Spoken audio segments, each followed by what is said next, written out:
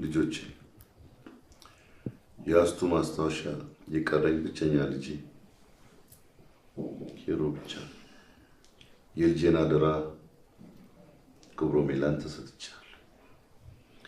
አባዬ እንዳስጨነቅኩ አውቃለሁ። ማን አልከኝ? አባ ምን ነው? አባ ብለህ ሁለተኛ ጠራኛለህ ብዬ አስቤም ነበር። እንደሱ አትበል አባ፣ እንዳስከፋው አውቃለሁ። በጣም ይቅርታ። አንተ ምንም አላጠፋም። ሁሉም ጥፋት የኔ ነው። አባ እንደሱ አትበል። ሁላችንም አጥፍተን ነበር። እማዬ እኔ ከሰማሁ እንደማልረጋጋ ስላወቀች ነበር የደበቀች። አንተ ምንም አላጠፋ። ልጄ በጣም ነው የምወድህ። እሺ እኔም እወድሃለሁ አባ። እኛን ረሳችሁን እኮ። አቤት ልጄን ሳገኘው እናንተን ረሳኋችሁ። እንደዚህ ሆናችሁ ስላየኋችሁ በጣም ደስ ብሎኛል። አዎ ቤተሰብ እኮ ምንም ቢሆን ቤተሰብ ነው።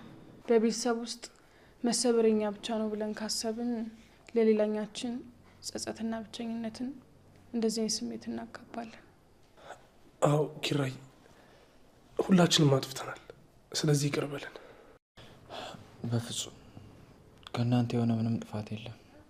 በቃ እግዚአብሔር የፈቀደውን ይሁን። እናቴን እያሰብን ህይወት ይቀጥላል። አልዋሽም። ልጄን ህይወቱን አበላሸው ብዬ በጣም ሰግቼ ነበር። አባዬ እንደዚህ ስላስጨነቅኩ በጣም ይቅርታ። አይገባም። ግን እባክህን የህይወትን አጋር ሚስትህን እንዳትተዋት። የክፉ ጊዜ ስንቅ፣ የወንዝ መሻገሪያ ድልድይ፣ የበር መክፈቻ ቁልፍ ናት። ጽናቴን አንድም ቀን እንዳትወቅሳት። የእኛን ፈቃድ ለመሙላት ስትል ነው ይህን ሁሉ የሆነችው። አባ እኔ እኮ ያለሷ ባዶ ነኝ። እንዴት እተዋታለሁ? ኑ እስኪ ተያያዙ። ልጄ በሀዘንም በደስታ በማንኛውም ጊዜ እንዳትለያዩ አደራ።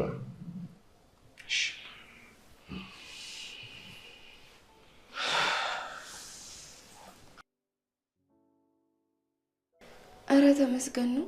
ኪራን እንደዚህ ሆኖ ማየቱ ራሱ ለእኔ ትልቅ ተስፋ ነው። በጣም እንጂ ለጋሽ ደውዬለት ነበር እና ከኪራ ጋር አውርተናል አለኝ። ከምንም በላይ ደግሞ ደስተኛ ያደረገኝ ኪራና ጋሽ መሀል ምንም አይነት ክፍተት አለመፈጠሩ። በጣም ከዚህ በኋላ አንቺም ደስተኛ ነሽ? አዎ ከዚህ በኋላማ የምኖረው እኮ ለሱ ነው። ህይወት እኮ የምትኖሪላት ሰው ስትኖር ጣፋጭ ናት። በጣም እንጂ። ግን በሰርግሽ ቀን እንደዚህ መሆኑ አልከፋሽማ?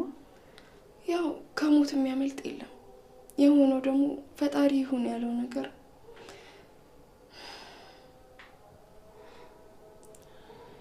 እሱማ ልክ ነሽ።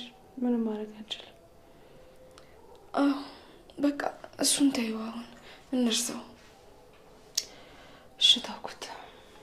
እና ሰኒ ብቻዋን ሳሎን ይሄኔ ተናዳብናለች። እሺ በቃ እኔ ልሂድላት። እሺ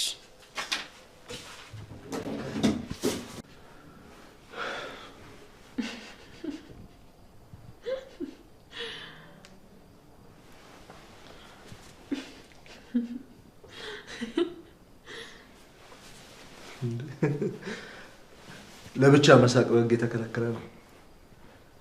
እና ላልቅስ? እንደዛ አላልኩኝም። ሰኒ ነው አስምሽ? አዎ ምን ነው? አይ ምንም። ግን ምን ሆነሽ ነው? ምን ሆንኩ? ምንም። ታይ በቃሽ። እሺ ተውኩት።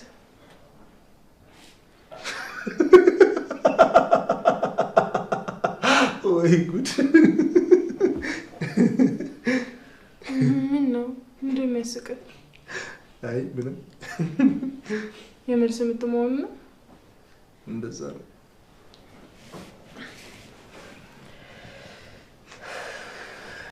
ኧረ ይሄ ጅብሮ እንዶ አናት ላይ በወደቀብህ። ወይኔ ኪሩን በይ ናይ ገርመሃል። እናቴ ደካማን ብላ ህመሟን ደበቀች። አይደለም እኮ ላንተ አስበዋል። ማሰብ እንደዚህ ደካማነትን ማሳየት መሆኑን አላውቅም። እኛ ሰዎች ልክ ነን ብለን የምናስበው ሁላችንም የራሳችን አስተሳሰብ አለ።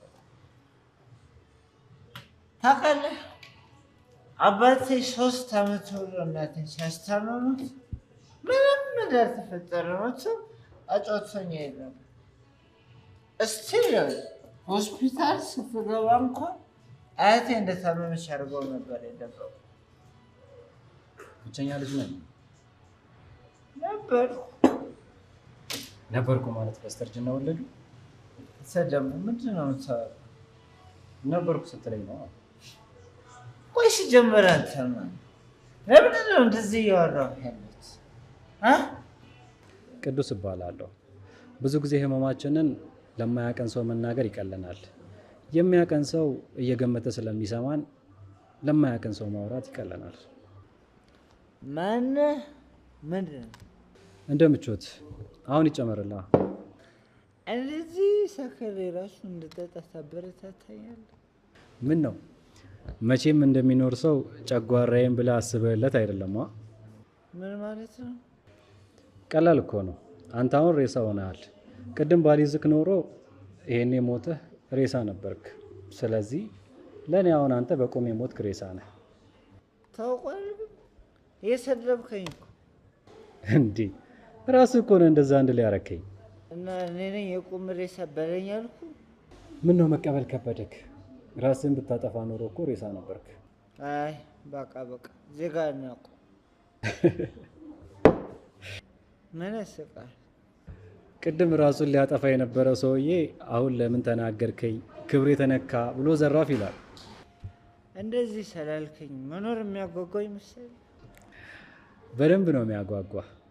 እስኪ አስበው፣ ራሳቸውን ላንተ ብለው ከሰጡ፣ ላንተ ብለው ብዙ ነገር ካደረጉ፣ ከሚወዱክ ሰዎች ተለይተህ ራስን ልታጠፋ ከወሰንክ ሰው ከዚህ በላይ ራስ ወዳድነት አለ? የነሱ ደግሞ አስመሳይነት። በቃ ሙት ወቃሽ አትሆን። ሙት የሚወቀስ ቢሆን እኔ ቤተሰቦቼን እድሜ ልኬን ረግማቸውና እወቅሳቸው ነበረ። አልገባኝም። ሞተውብህ ነው እንዴ? አይ የለም አድርገውብኝ ነው። ቆይ ማን ምንድን ለምንድን ነው የማትነግረኝ? ስንቴ ልንገርህ? ቅዱስ ነኝ አልኩ እኮ።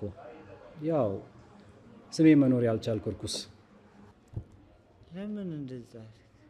እንደዚህ ሰክረህማ አልነግርህም። ይኸውልህ ነገ በዚህ ስልክ ደውልልኝ። የምደውልልህ ለቅሶዬ ላይ እንድትመጣ? በፍጹም አይደለም፣ ግን አንድ ነገር ልለምንህ።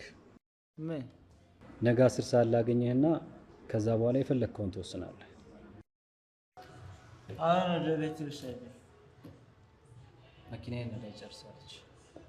እና በምን እንሂድ? በእግራችን እንሄዳለን። በእግራችን? ተቀልዳለህ እንጂ ባንዲራ ይጥረን። በእግራችን